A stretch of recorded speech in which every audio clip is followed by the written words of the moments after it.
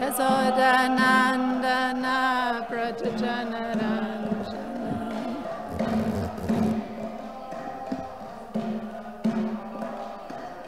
Amunatira Vanachari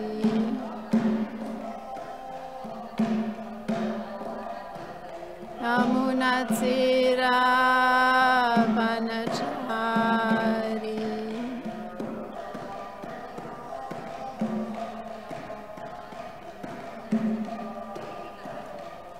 Yarata Madhava Kunja Bihari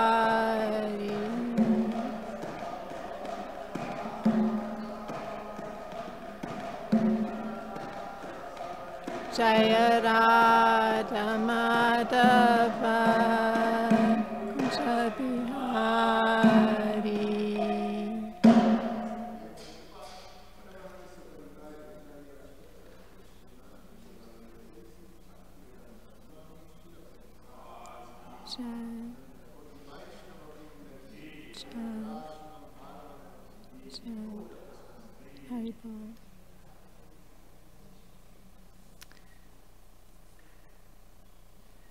Om Namo Bhagavate Vasudevaya.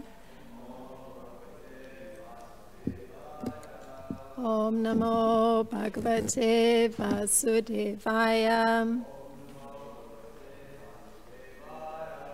Om Namo Bhagavate Vasudevaya.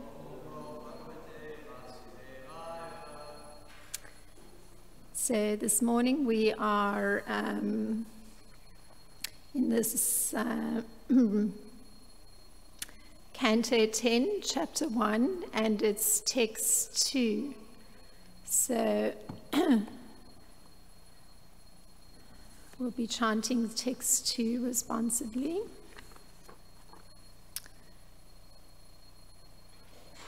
Yados Chatarma Shilasyam Nitaramuni Satamam Tatramashena Vatirnasyam Vishnu Viryam Shamshanaham Yados Chatarma Shilasyam Nitaramuni Satamam Tatramashena Vatirnasyam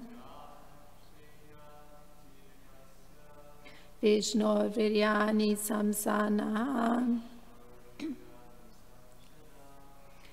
Yados Chadarma Shilasyam Nitaramuni Satamam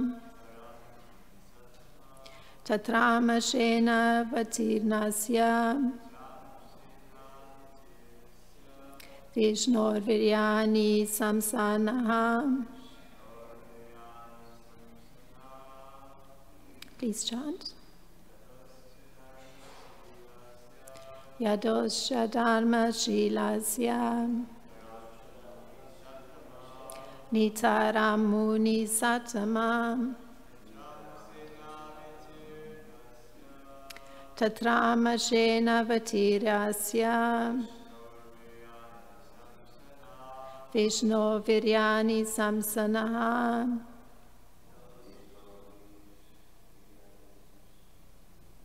Yadoscha Dharma Shilasya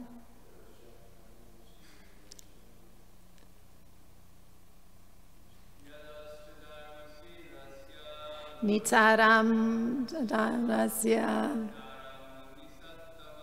Nitaramuni Satamam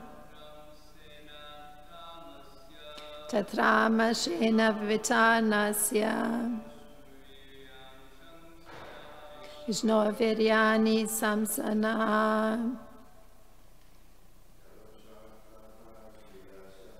Yadoscha Dharma Shilasya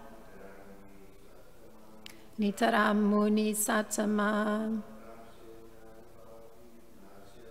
Tatra Mashena Vitirnasya Vishno Viryani Samsanaha. The word for word, Yadaha, of Yadu or the Yadu dynasty. Cha, also. Dharma Shilasya, who was strictly attached to religious principles. Nitaram, highly qualified. Muni Sutama, O best of all Munis, king of the Munis, Sukadev Goswami. Tatra, in that dynasty, Amshena, with his plenary expansion Baladev, Avatirnasya, who appeared as an incarnation, Vishnu, of Lord Vishnu, Viryani, the glorious activities, Samsa, kindly describe, Na, unto us. So the purport for text 2. The translation first. O best of Munis, you have also described the descendants of Yadu, who were very pious and strictly adherent to religious principles. Now, if you will, kindly describe the wonderful, glorious activities of Lord Vishnu or Krishna, who appeared in that Yadu dynasty with Baladev, his plenary expansion. Purport. The Brahma Samhita 5.1 explains that Krishna is the origin of the Vishnu Tattva. Ishvara Parama Krishna Sachidananda Vigraha Nadiradir Govinda Sarvakarana Karanam. Krishna, who is known as Govinda, is the supreme controller. He has an eternal, blissful, spiritual body. He is the origin of all. He has no other origin, for he is the prime cause of all causes.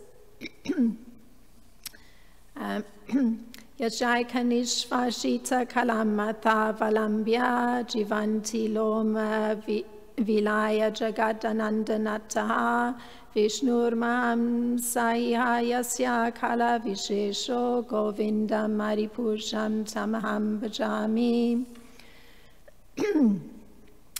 The Brahma, the heads of the innumerable universes, live only for the duration of one breath of Mahavishnu. I worship Govinda, the original Lord, of whom Mahavishnu is but a portion of a plenary portion. Brahma Samhita 5.48. Govinda Krishna is the original personality of Godhead. Krishnastu Bhagavan Svayam. Even Lord Mahavishnu, who by his breathing creates many millions upon millions of universes, is Lord Krishna's Kala Vishesha, or plenary portion of a plenary portion. Mahavishnu is a plenary expansion of Sankarshan, who's a plenary expansion of Narayan. Narayan is a plenary expansion of the Chaturvyuha, and the Chaturvyuha are plenary expansions of Baladev, the first manifestation of Krishna. Therefore, when Krishna appeared with Baladev, all the Vishnu Tattvas appeared with him. Maharaj Parikshit requested Sukadev Goswami to describe Krishna and his glorious activities. Another meaning may be derived from this verse as follows. Although Sukadev Goswami was the greatest Muni, he could describe Krishna only partially, Amshena, for no one can describe Krishna fully. It is said that Anantadev has thousands of heads, but although he tries to describe Krishna with thousands of tongues, his descriptions are still incomplete. Sorry. Om Jnanatimirandasya Gnanjana Shlakaya Chakshurunmilitam Yena Tasmai Shri Gurave Namaha. Shri Chaitanya Manopishtam Stapitam Yena Bhutale Svayam Rupa Kadamayam Dadati Svak Padantikam.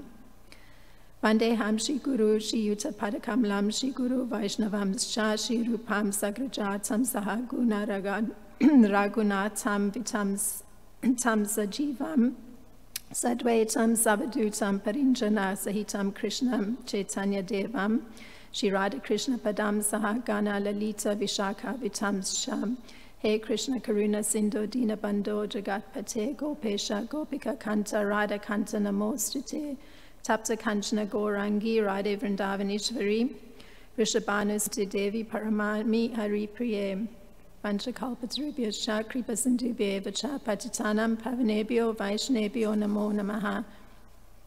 Jai Shri Krishna Chaitanya Prabhu Nityananda Shri Advaita Gadadhar Shivasadi Gaura Bhakta Vrinda. Hare Krishna Krishna Krishna Hare Hare Hare Rama Rama Rama Hare Hare. Okay.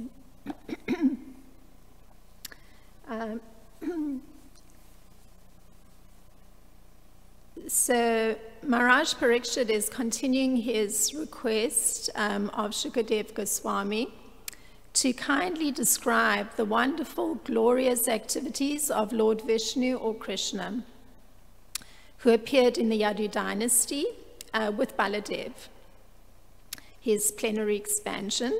So when Shukadev Goswami had stated much earlier on that he would describe the dynasty of Yadu, who was the eldest son of Maharaja Yati, if we recall, he had begun by stating, so this was a statement of Shukadev Goswami right in the beginning before he even went into the description of the Yadu dynasty. He said,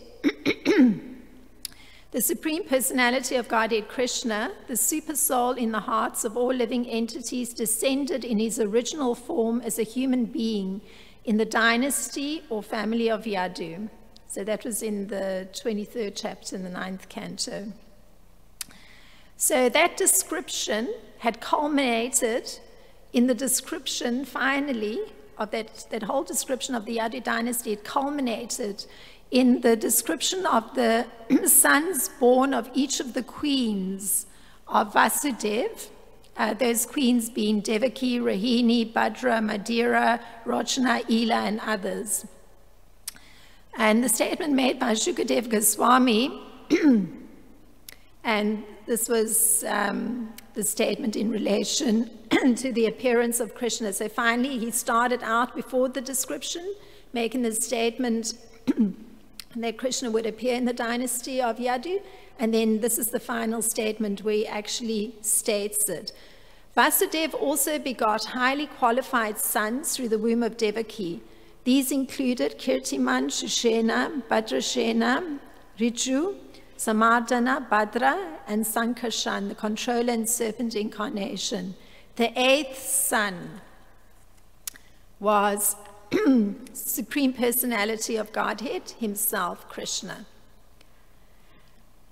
So, and that particular statement is followed by that the highly fortunate Subhadra, the one daughter was your grandmother. So we see the interconnection with the personalities making the request of Shukadev Goswami. His grandmother was Subhadra, the sister of the Supreme Personality of Godhead, Krishna.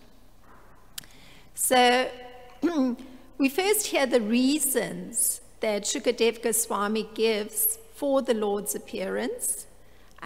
This is coming up to this verse that we're reading today. And Parikshit Maharaj asks for a description of the wonderful, glorious activities of Lord Krishna, who appeared with Baladevi's plenary expansion. Now, the reasons for his appearance are significant. Since they are very much interconnected with how Srila Prabhupada's looking at the identity of Lord Krishna, which I think this verse is highlighting. And the main reason given by Shukadev Goswami for Lord Krishna's appearance is, and it's put this way, whenever the principles of religion deteriorate and the principles of irreligion increase, the supreme controller, the personality of Godhead, Shri Hari, appears by his own will. So this is the statement made by Shukadev Goswami, the main reason given. Now, this is, of course, a fundamental motivating force for an incarnation of the Supreme Personality of Godhead, for him to descend upon the earth. His own personal desire, and his own judgment of when he should appear. Because as the super soul, he knows everything. And he says this of himself. Bhagavad Gita is a wonderful exposition where Krishna is actually revealing everything about himself. So he says, Aham Atma Guda Kesha Sarva Bhutasha Stitaha Aham Adisha Madhyamcha Bhutanam Anta Evacha. I'm the super soul, O Arjuna, seated in the hearts of all living entities. I'm the beginning, the middle, and the end of all beings. So that's from Bhagavad Gita 10:20. So in fact, Krishna tells Arjuna that he's the soul of the entire cosmic manifestation by virtue of his primary or earliest expansion. So I'll explain that a little bit. That soul is Mahavishnu, who enters into the total material energy and the manifested universes and manifests himself as the super soul in each and every living entity. And thus, the Supreme Personality of Godhead he's existing as the super soul in all the manifested universes. So we can see how it is that he knows everything, and he's actually able to make a perfect judgment for when he should appear. His personal appearance is to instruct Dharma, which in the real sense is surrender to Lord Krishna, as opposed to Adharma, which is struggling to become like Krishna. So it's quite significant to think that this is the adharmic principle that he's destroying, that struggle to become, of entities struggling to become like him. So, generally in material life, one may have aspirations to become like someone, but in this particular case, to want to become like Krishna and the struggle to get there, that one's not commendable in the least. In fact, it's called adharma. Yes, in spiritual life, things are so contrary to material concepts. And according to Krishna's statement in Bhagavad Gita 4:7, he says it himself. So this is, I guess, it encapsulates how he makes his judgment, or what's the criteria he's using to make his judgment of when he should come. He says, Yada hi dharmasya glanir bhavati bharata aduthanam adharmasya tadatmanam srjami aham. So he's manifesting himself or making himself appear. And this is interesting because he's eternally existent. So it's not that, he's coming out of nowhere. He's eternally existent. He's the super soul present in all the material universes, present in all the living entities. So he actually shows himself based on his own judgment, because he's eternally existing. He appears. So, so this, going back to his actual appearance as the 8th son of Krishna, as the 8th son of Vasudeva Krishna, his son, is referred to by Srila Prabhupada as Govinda. So that's particularly in this verse, as the original personality of Godhead. And Srila Prabhupada uses the phrase Krishnastu Bhagavan Svayam. And that particular line, it actually comes from Chaitanya Charitamrita Adi Leela 579, and it reads like this. Ete kamsa kula pamsaha Krishnastu Bhagavan Svayam Indrari vyakulam lokam mirdayanti yuge yuge. And this translation, and it's so significant because this is what Srila Prabhupada is dealing with in this verse. This is the translation for this verse from Chaitanya Charitamrita Adi Leela 579. All these incarnations of Godhead are either plenary portions or parts of the plenary portions of the Purusha avatars. But Krishna is the Supreme Personality of Godhead himself. In every age, he protects the world through his different features when the world is disturbed by the enemies of Indra. So I'm going to go a little bit into these plenary portions, these Purusha avatars in a minute. But these enemies of Indra, which is what this verse ends on, which is when Krishna is appearing, that there's disturbance by the enemies of Indra. So those enemies of Indra are the demons who disturb the principle of surrendering to Krishna. Because the entire thrust of the Vedas is to move one with that principle constantly existing, surrendering to Krishna. So plenary, going back to this significant verse from Chaitanya Charitamrita, plenary means complete and whole. And a portion is that part that gets separated from the original, but it's still complete and whole. So that's what the incarnations of Krishna are, complete and whole, but separated from the original complete whole. So this is the extraordinary transcendental nature of Krishna, that original personality.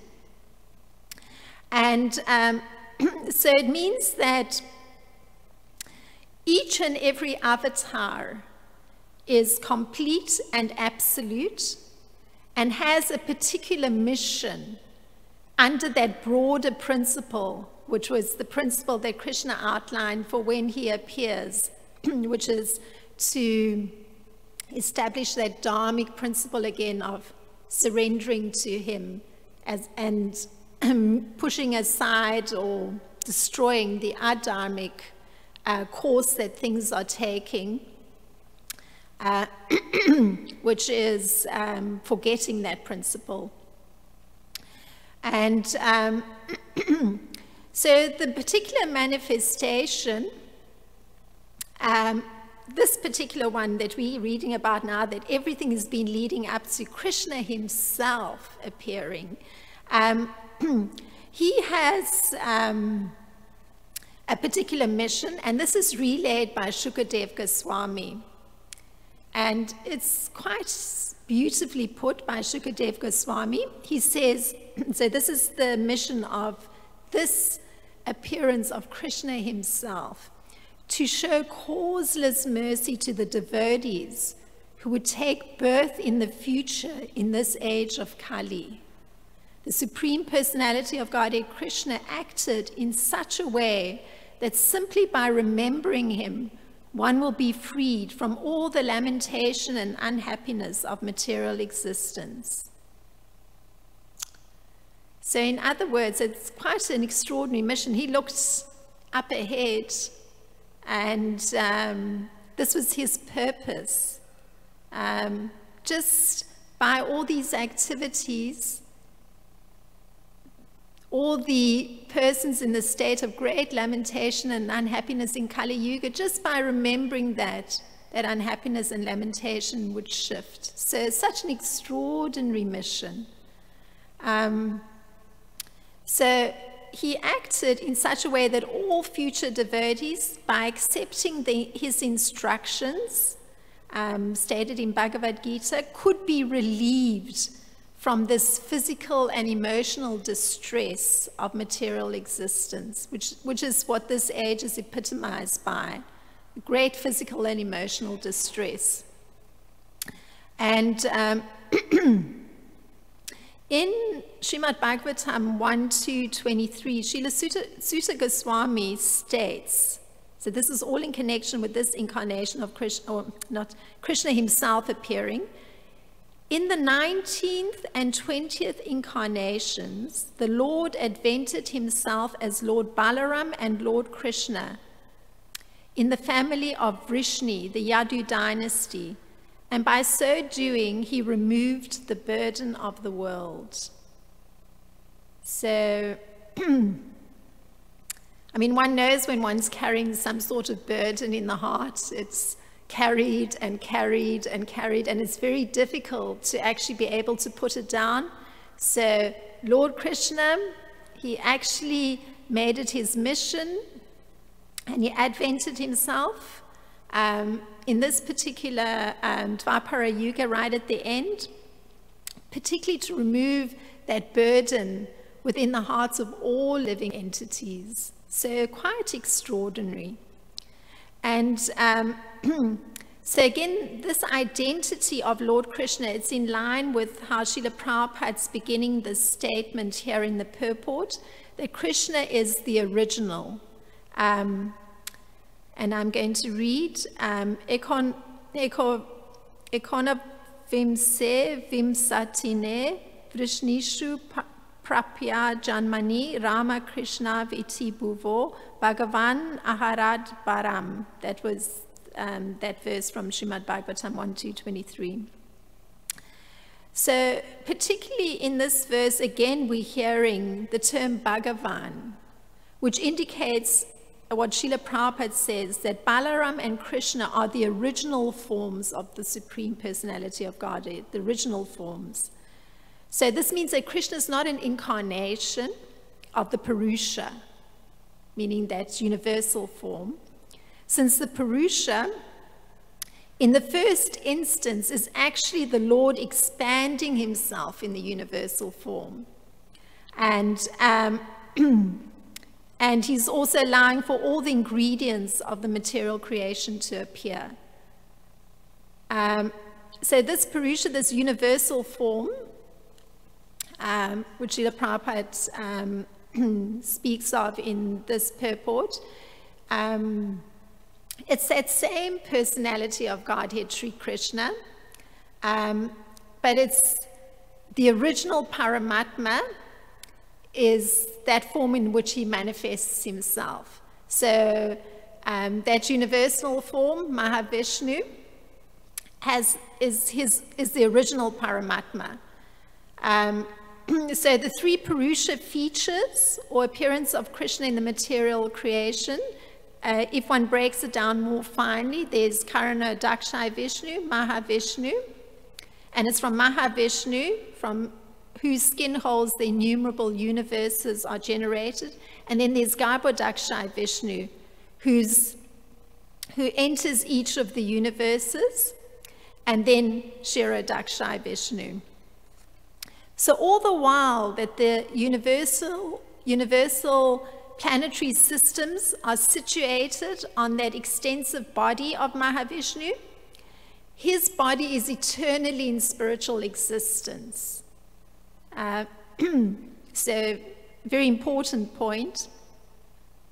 So it's by the second manifestation of the Purusha, or the universal form, which can actually be seen by the devotees with their transcendental eyes. We have Arjuna seen that form. It has thousands of legs, thighs, arms, and faces decorated with thousands of helmets and glowing earrings and adorned with garlands.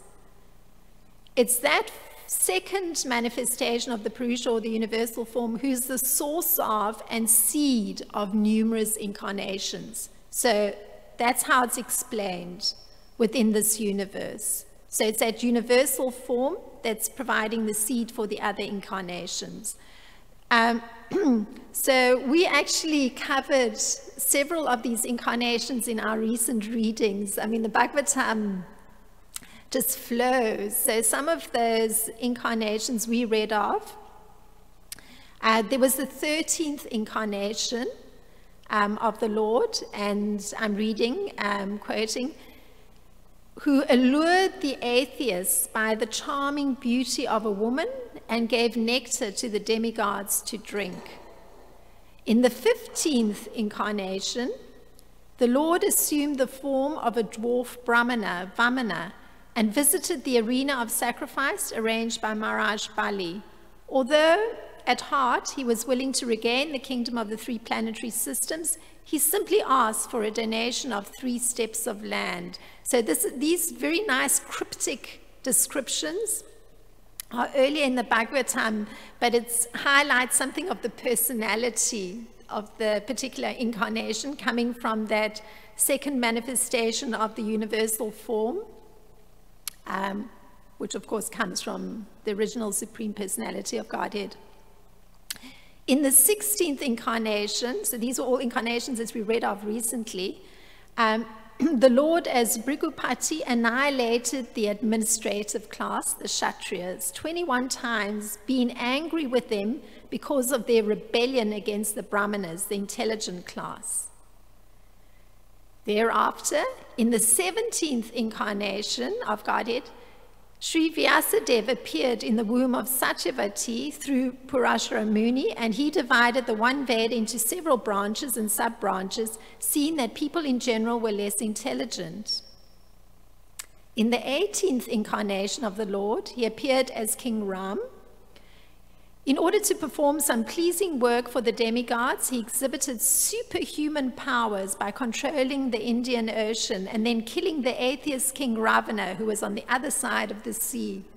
So just these cryptic descriptions of the different incarnations, by their descriptions, we see that he's writing the adharmic course that's been set by those being opposed to the principle of the Vedas. So in the case of Lord Parshuram, he created a ghastly river with the blood of the bodies of the sons of Kirtavir Arjuna to bring great fear to those kings having no respect for Brahminical culture. So those sons were actually responsible for directly killing a Brahmana, the father of Lord Parshuram. So, so we've seen that writing of Adharmic, the Adharmic course that's been taken. And so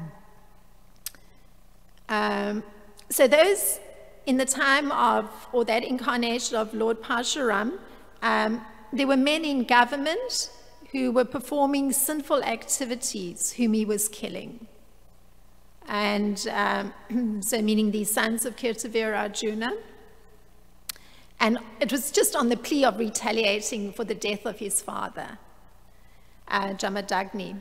And in the incarnation of Lord Ram, the policy of Ravana was the policy of the Rakshasas to act independently, going even so far in the case of Ravana, to kidnap the goddess of fortune.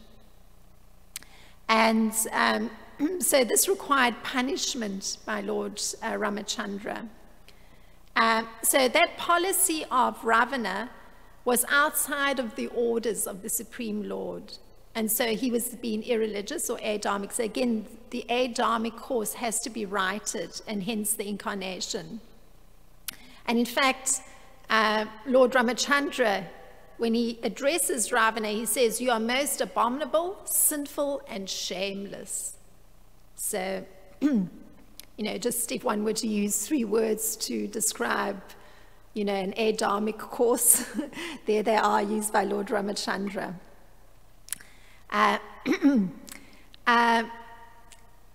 So an additional fact is that from those particles and portions of the Purusha form, different living entities, the demigods, men, and others are also created. And within those forms, so this is the extraordinary part, always to bear in mind, there's that transcendental enjoyer who's acting as the overseer and permitter. So he's always present, the super soul. But of course, at the same time, he's never taking part in the bodily activities of the entities in whose bodies he's residing.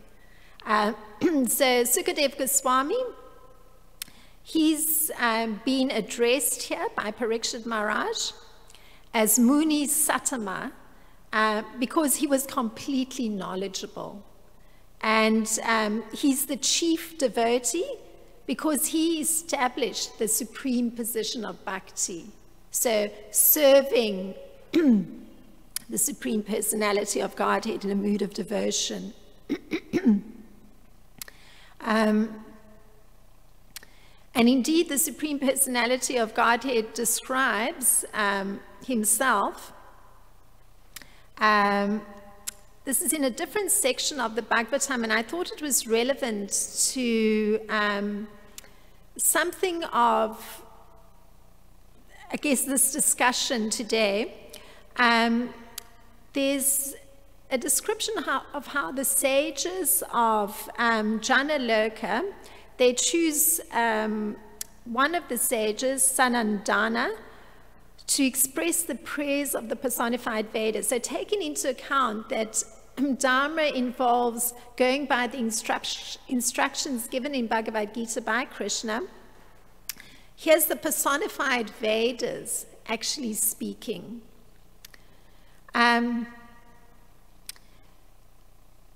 So the wise get rid of all misery by diving deep into the nectarian ocean of topics about you, which washes away all the contaminations of the universe. Then what to speak of those having spiritual strength, ridding their minds of bad habits and freeing themselves from time, and are able to worship your true nature, finding within uninterrupted bliss. So persons who have some discrimination, they should be taken to the worship of the Supreme Personality of Godhead, diving into these topics, these nectarian topics. And so by such diving, they're honoring that nectarian ocean of the Lord's glories, and they're immersing themselves fully in it. And then there's the reciprocation of the Supreme Personality of Godhead, because he's allowing the devotees to realize him in his personal form. And by remembering with rapture the Lord's intimate pastimes, one is freed from that subtle mental contamination and from a sensitivity to the unavoidable pain, both of disease and old age. So one is freed from that subtle mental contamination, meaning that adharmic part of forgetting that the focus is to surrender to Krishna. And also, this is so interesting, one is also freed from a sensitivity to becoming diseased and from the sensitivity of old age, which is interesting because, you know, one generally knows that that condition is one of suffering, but actually one is freed from being sensitive to that. So these are the wonderful reciprocations that are received just by diving into the nectar of Krishna's pastimes, which Maharaj Parikshit is requesting Shukadev Goswami, please tell us about these glorious activities. So that's coming up. So this was a prelude to it. This is what came with looking at this verse more closely. If there's any thoughts for our discussion.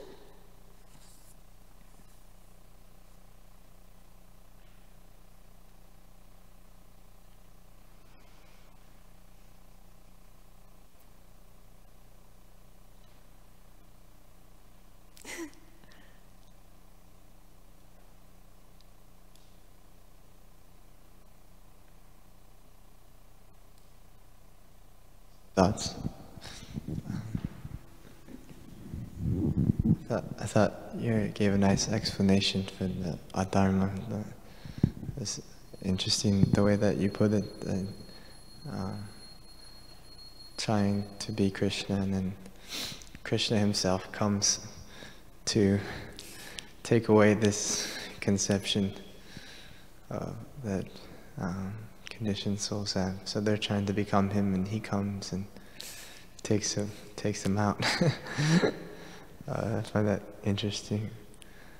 I'm just thinking the process of hearing about Krishna, and like you elaborately went through, like the position of Krishna, and like the Chaturvyuha, and then expansions, and then all the incarnations that come. And I just find that just more I hear, you can just hear the same thing over and over again, and then it just gets like deeper and deeper. Just like I hear that Chaturvyuha and Krishna, Balaram, like original personalities of Godhead, and then everything comes from them, and then you hear it, but you don't like realize it, then you hear it again, and then you realize it a little bit more, and then a little bit more. That's my experience of it. So I appreciate how you went through that, like, in detail. I guess maybe you could comment on that, of like hearing the same things, but then realizing it more. So Giridhari Prabhu had just put forward this point that one could hear things over and over again, and it seems that with the hearing over and over again, one's realizing a little bit more deeply each time in the hearing. So just presenting that thought. That's hearing over and over again is very useful for the persons in this particular age, because one is characterized as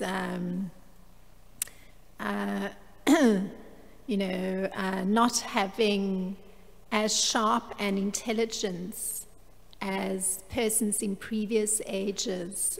So the memory is generally very poor in comparison to previous ages. And one finds that even with trying to learn a verse, one has to repeat it over and over to, have it sink in. So this is an indication that memory is not good, because if one had a good memory, one would be able to read one line and it would be imprinted on the memory. So the visual is immediately there, so it's recorded, and then one can speak it. But unfortunately, the memory is poor, so one reads a line and the visual doesn't even happen perfectly. One has to hear it several times, even for the visual to be there, that it's imprinted on the memory. So, so taking into account that particular fact, the hearing over and over again is strengthening the memory.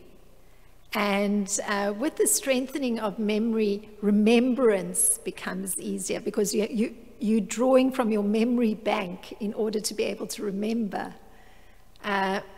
So that's remembering is what's actually was the whole purpose of Lord Krishna's appearance, especially taking into account our condition, this paucity of memory and maybe some paucity of intelligence, and this, I guess, tendency to go with the Adamic path of forgetting that one needs to surrender to him, all interconnected with, poor memory. So your point of, the persistent hearing, it's actually got a very deep purpose. It's the way to actually override the shortcomings present with the forms that we have, with the particular subtle bodies we have. And also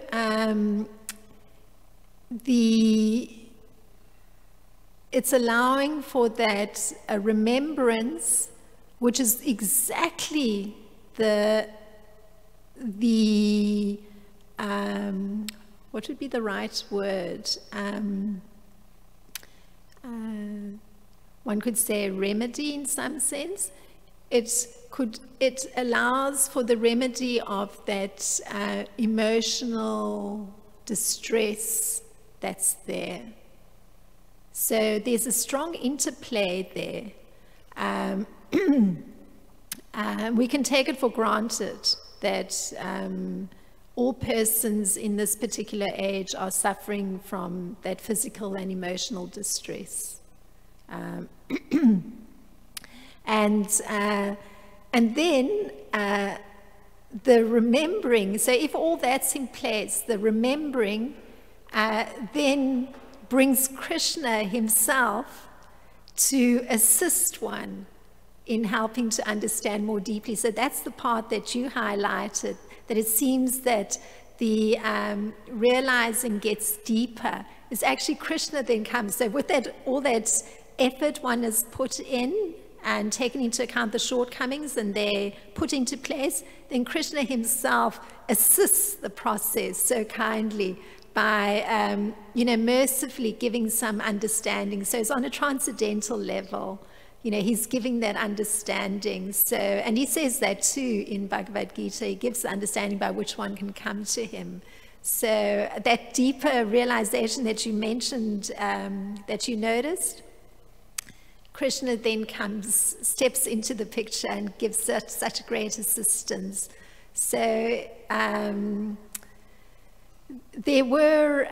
he's made the arrangements to assist one, taking into account the physical, emotional state, the nature of the subtle body, the poor memory, etc. So one is grateful. I mean, it's hard to acknowledge the shortcomings, but it's factually that is there. What is the verse you quoted about Shukadeva Goswami? He said that the purpose is that the people in the age of Kali can hear the pastimes of Krishna. The purpose of his coming. Yes, that was from the first canto, and I think it actually was Sutta Goswami speaking. And yes, he says,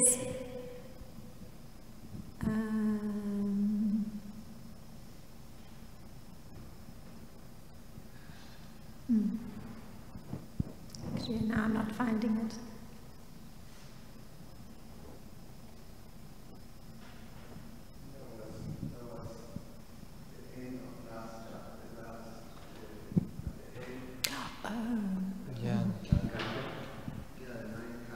Yeah, I think it was.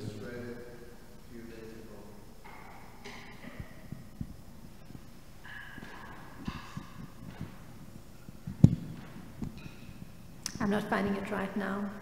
I can look it up and try to Yes. find it. There's one more comment. Okay. I was thinking, made me think of the verse from the Bhagavad Gita, how you contemplate the objects of the senses and then you develop attachment, and then attachment becomes lust, and lust becomes anger, then you lose your intelligence, and then the memory is lost. So I feel like that's what, because in Kali Yuga we're so accustomed to meditating on the objects of the senses, like we barely have any intelligence or memory, and so much lust and anger.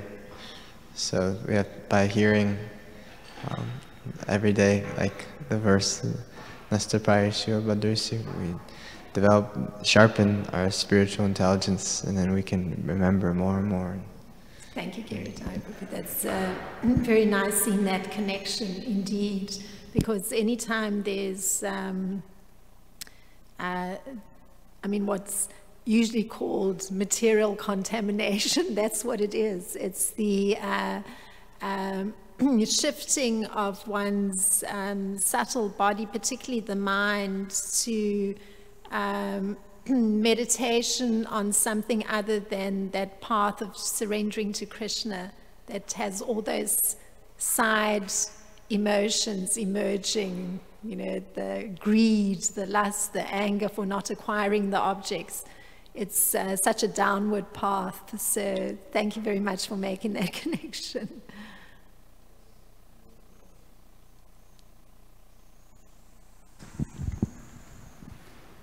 It's 9:24:61. Translation: to show costless mercy to the devotee who would take birth in the future in the age of Kali, the Supreme Personality of Godhead acted in such a way that simply by remembering Him, one would be free from all the lamentation and unhappiness of material existence. In other words, He acted so that all future devotees, by accepting the instructions of Krishna consciousness stated in Bhagavad Gita, could be relieved from the pangs of material existence. Yes, it's such a significant verse from the point of view of Krishna's far-reaching vision, that it's actually mercifully He's taken into account our condition. Such a far-reaching vision, considering 5,000 years ago. Here we are.